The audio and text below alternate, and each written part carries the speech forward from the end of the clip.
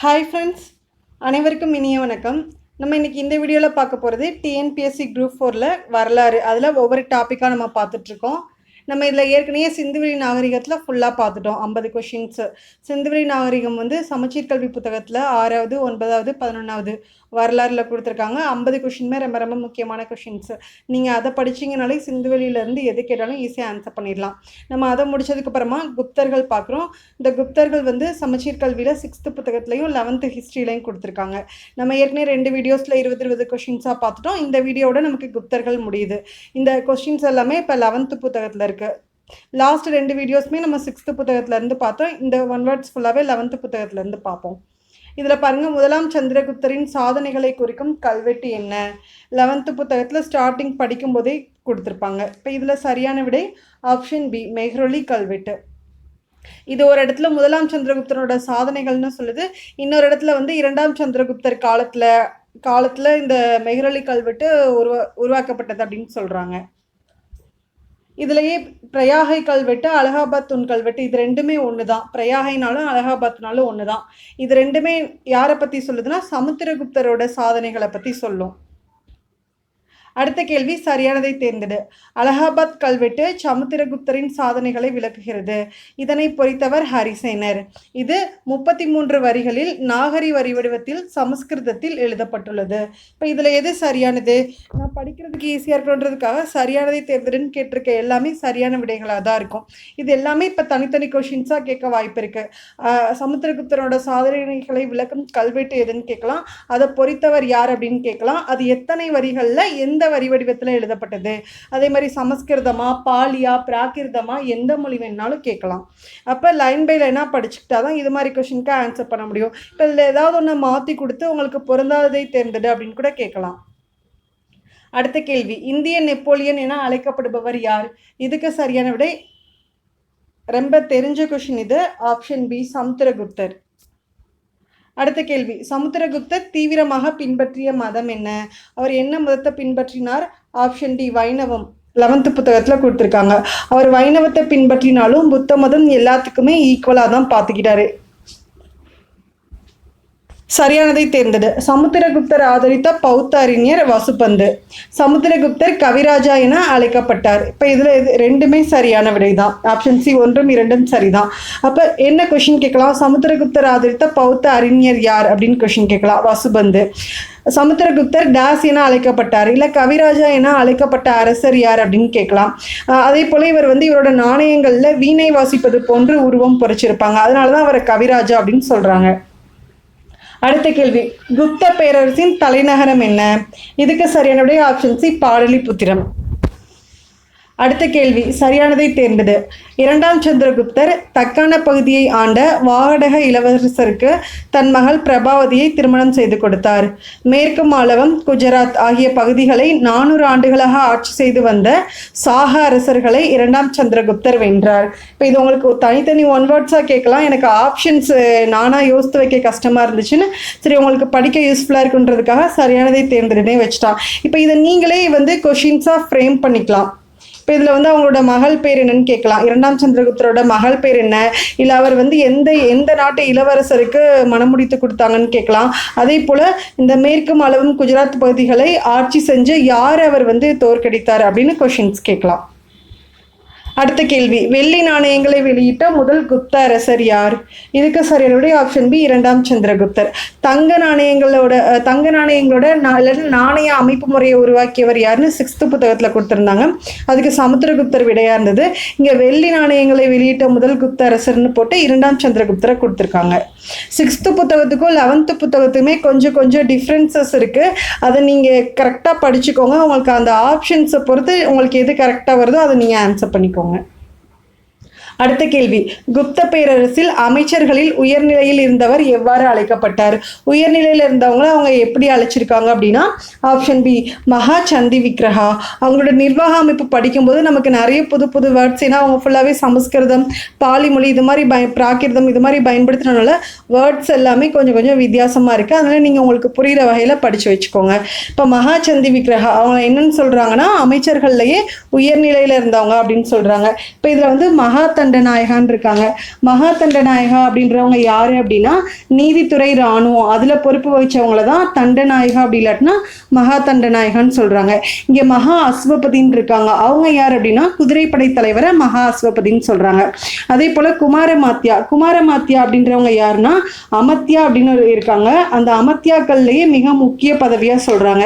அதாவது இந்த காலத்துல அரசு குல இளவரசர்களோட தகுதிக்கு சமமான பதவியா இந்த குமாரமாத்தியாவை கருதுறாங்க. அடுத்து பொறுத்துக. இப்போ நம்ம இப்படி நாடு, மாநிலம், மாவட்டம் அப்படி பிரிக்கிறோம். அது மாதிரி குப்தர்கள் காலத்துலையும் ஒவ்வொரு வகையாக பிரிச்சிருக்காங்க. இப்போ தேசம் அல்லது புக்தி அதை வந்து அதுக்கு ஒரு தலைவரை நியமிப்பாங்க இல்லையா, அவங்க பேர் உபாரிகா என்ற ஆளுநரை நியமிச்சிருக்காங்க. அதே போல் மாநிலம் அப்படி இல்லாட்டினா அதை விஷயான்னு சொல்கிறாங்க. அதை நிர்வகித்தவங்க, அதை கண்ட்ரோலில் வச்சுருந்தவங்க பேர் விஷயபதி.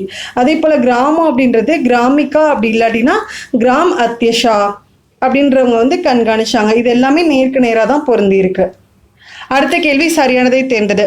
குப்த பேரரசில் அஷ்டகுல அதிகாரணா என்ற 8 உறுப்பினர் கொண்ட குழு இருந்ததாக புத்தகுப்தர் காலத்து தாமோதர்பூர் செப்பேடு குறிப்பிடுகிறது. இப்போ இது எல்லாமே 11th புக்குன்றனால ரொம்ப டீட்டெயிலாக கொடுத்துருக்காங்க. இப்போ இதில் பாருங்க, இந்த உறுப்பினர்கள் கொண்ட குழுவோட பேர் என்னன்னு கேட்கலாம். அஷ்டகுல அதிகாரணா. இது வந்து எந்த செப்பேடு குறிப்பிடுகிறது? இப்படி 8 உறுப்பினர் கொண்ட குழு இருக்காங்கன்னு இது புத்தகுப்தர் காலத்து தாமோதர்பூர் செப்பேடு குறிப்பிடுது. அதே போல 2ஆம் சந்திரகுப்தர் காலத்து சாஞ்சி கல்வெட்டு பஞ்சமண்டலி என்பதை குறிப்பிடுகிறது. இந்த பஞ்சமண்டலி அப்படின்னா என்னன்னா அது ஒரு குழும நிறுவனமா இருக்கலாம் அப்படின்னு சொல்றாங்க. இப்போ இதில் 2 வேர்ட்ஸ் ரொம்ப முக்கியம். அஷ்டகுல அதிகாரணா அது எந்த செப்பேட்ல சொல்றாங்க? அஷ்டகுல அதிகாரணானா என்னன்னு படிச்சுக்கோங்க. பஞ்சமண்டலி அப்படின்றது என்ன, அது யாரோட காலத்து, இந்த சாஞ்சி கல்வெட்டுன்றது யாரோட காலத்துல இருந்தது, எந்த அரசரோட காலத்துல இருந்தது அப்படின்னு கொஸ்டின்ஸ் கேட்கலாம். ரெண்டுமே சரியானது தான். அடுத்த கேள்வி பொறுத்துக. தண்டபாஷிகா, மகாபிரதிகரா, கத்தியத பகிதா, அக்ஷபதல திக்கிருதா. இது எல்லாமே எனக்கே வாயில நுழைய மாட்டேங்குது. எல்லாமே கொஷின் கேட்பாங்களான்னு சொல்ல முடியாது. இப்போ ஹிஸ்ட்ரியை பொறுத்தளவு நமக்கு சிந்துவெளி நாகரிகம்னா ஒரு 2 கொஷின் கேட்கலாம், குப்தர்கள் அப்படின்னா ஒரு 2 கொஷின் கேட்கலாம், இவ்வளோதான் வரும்.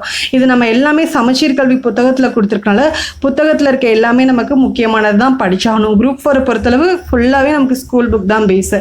அதனால் எந்த 1 வேர்டை விட்டு போயிடக்கூடாதுன்றதுக்காக தான் எனக்கு தெரிஞ்ச வரைக்கும் எல்லா முக்கியமான 1 வேர்ட்ஸுமே எடுத்து வச்சிருக்கேன். இப்போ இதில் எல்லாமே நேருக்கு நேர் தான் பொருந்திருக்கு. தண்டபாஷிகா அப்படின்றவங்க இது தண்டபாஷிகா அப்படின்னா காவல்துறை அலுவலகத்தை குறிக்குது. மகா பிரதிகரா அப்படின்னா யாருன்னா அரண்மனை காவலர்களோட தலைவரை தான் மகா பிரதிகரான்னு சொல்றாங்க. அடுத்து கத்தியத பகிதா, இவங்க யாருன்னா அரசு சமையலறை கண்காணிப்பாளரை தான் இந்த பேர் சொல்லி அழைக்கிறாங்க. அடுத்து அக்ஷபதல திக்கிருதா, இவங்க யார் அப்படின்னா அரசு ஆவணங்களை பராமரிக்கும் அதிகாரி. இப்போ இதெல்லாமே தனித்தனி 1 வேர்ட்ஸா கேட்கலாம். குப்தர் பேரரசுல காவல்துறை அலுவலகம் என்ன பேர்ல அழைக்கப்பட்டது, அரண்மனை காவலர்களோட தலைவர் எப்படி அழைக்கப்பட்டாரு, அதே போல அரசு சமையலறை கண்காணிப்பாளரை என்ன பேர் சொல்லி அழைச்சாங்க, அரசு ஆவணங்களை பராமரிக்கும் அதிகாரியோட பேர் என்ன அப்படின்னு கேட்கலாம். அடுத்து ரண்யவஸ்தி என்பதன் பொருள் என்ன? ரண்யவஸ்தி அப்படின்னா என்னன்னா ஆப்ஷன் பி கட்டாய உழைப்பு அப்படின்றது தான் அதோட சரியான பொருள். வயல்களை வெள்ளங்களிலிருந்து பாதுகாத்த பந்தியா, பாசனத்திற்கு உதவிய கரா என்ற 2 வகை அணைக்கரைகளை குறிப்பிடும் நூல் இது. அப்ப அங்க அணைக்கரைகளோட பேர் என்னது? பந்தியா, கரா. இது 2மே அணைக்கரைகள். இந்த அணைக்கரைகள் இருந்துச்சு அப்படின்னு நமக்கு சொன்ன நூல் பேர் என்னது? இதுக்கு சரியான விடை ஆப்ஷன் ஏ, நாரத ஸ்மிருதி. அடுத்த கேள்வி சரியானதை தேர்ந்தெடு.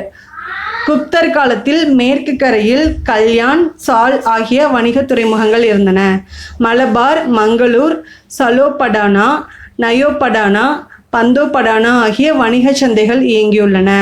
வங்கத்தின் தாமிரலிப்தி கிழக்கு கடற்கரையின் முக்கியமான வணிக மையம் என்று பாகியான் குறிப்பிடுகிறார். இப்போ இது எல்லாமே தனித்தனி கொஷின்ஸ் தான். இப்போ இதை எப்படி மாற்றி கொடுக்கலாம் அப்படின்னா துறைமுகங்களை வணிக சந்தைகள்னு கொடுத்துடலாம், வணிக சந்தைகளை வணிக துறைமுகங்கள்னு கொடுத்துடலாம். இங்கே பாகியான் பேருக்கு பதிலாக வேற ஏதாவது கொடுத்துடலாம். அதே போல் தாமிரலிப்தின்ற பேருக்கு பதிலாக வேற ஏதாவது கொடுத்துடலாம். அப்போ நீங்கள் கரெக்டாக லைன் பை லைனாக படிச்சுக்கோங்க. இப்போ புக் இல்லாதவங்க நீங்கள் இந்த 1 வேர்ட்ஸை படிச்சிங்கனாலே போதும். புக்கில் தேடி படிச்சா இதுதான் முக்கியமான பாயிண்ட்ஸா இருக்கும். அடுத்த கேள்வி சரியானதை தேர்ந்தெடு. அஜந்தாவின் சுவர் ஓவியங்கள் ஃபெரோஸ்கா எனப்படும் சுவரோவிய வகையை சேர்ந்தவை அல்ல. ஃபெரோஸ்கா ஓவியங்கள் சுவரின் பூச்சி ஈரமாக இருக்கும் போதே வரையப்படுபவை. அஜந்தாவின் சுவரோவியங்கள் பூச்சி காய்ந்த பின் வரையப்பட்டவை. இப்போ இது எல்லாமே சரியானது தான். அப்போ எப்படி கொஷின் கேட்கலாம், ஃபெரோஸ்கோ ஓவியங்கள்னா என்ன அப்படின்னு கேட்கலாம்.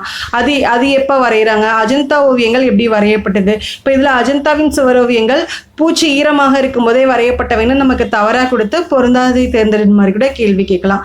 ஆனால் இதுதான் அஜந்தா ஓவியங்கள் எப்படி இருந்தது, அது எது மாதிரி வரைஞ்சாங்க அப்படின்னு கொடுத்துருக்காங்க. அடுத்து மகாவிஹாரா என்று அழைக்கப்படுவது என்ன. இதுக்கு சரியானுடைய ஆப்ஷன் சி நாலந்தா.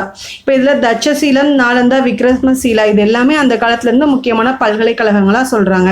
இப்போ இந்த புத்தகத்தில் 11th புத்தகத்தில் வரி மட்டுமே நிறைய வகைகளாக கொடுத்துருக்காங்க. அது எல்லாமே தனித்தனி கொஷின்ஸாக எடுத்து அதுவே ஒரு 20 கொஷின் வரும் போல இருக்குது. அது மட்டும் நான் உங்களுக்கு தேவைப்பட்டுச்சுன்னா கீழே கமெண்ட் பண்ணுங்கள். நான் வேணா தனியாக ஃபோட்டோ எடுத்து உங்களுக்கு அடுத்த வீடியோ நம்ம ஒரிஜினல் கொஷின் பேப்பரில் சிந்துவெளியிலேருந்தும் குப்தர்கள்லேருந்து என்னென்ன கொஷின் கேட்டிருந்தாங்க ஒரிஜினலாக டிஎன்பிஎஸ்சியில் அப்படின்னு ஒரு வீடியோ போடுவேன். அதுக்கு லாஸ்ட்ல வேணா அட்டாச் பண்றேன். இப்போ இதில் பாருங்க, பிருகத் சம்ஹிதா என்ற நூலை எழுதியவர் யார். இதில் உள்ள நூல்கள் அதோட ஆசிரியர்கள்லாம் நல்லா படிச்சுக்கோங்க. கண்டிப்பாக இந்த இலக்கியங்கள்ல இருந்து கொஸ்டின் வரும். பிருகத் சம்ஹிதா அப்படின்ற நூலை எழுதியவர் யார் அப்படின்னா ஆப்ஷன் ஏ வராகமிஹிரர். இப்போ இதுலயே ஆப்ஷன் சி சூத்ரகர் இருக்காரு. சூத்ரகர் யார் அப்படின்னா மிருச்ச கடிகம் அப்படின்ற நூலோட ஆசிரியர். விசாகதத்தர் யார் அப்படின்னா அவர் தேவி சந்திரகுப்தம் அப்படின்ற நூலை எழுதியிருப்பாரு. நம்ம இதெல்லாம் ப்ரீவியஸ் வீடியோஸ்லேயே கொஷின்ஸாக பார்த்துட்டோம்.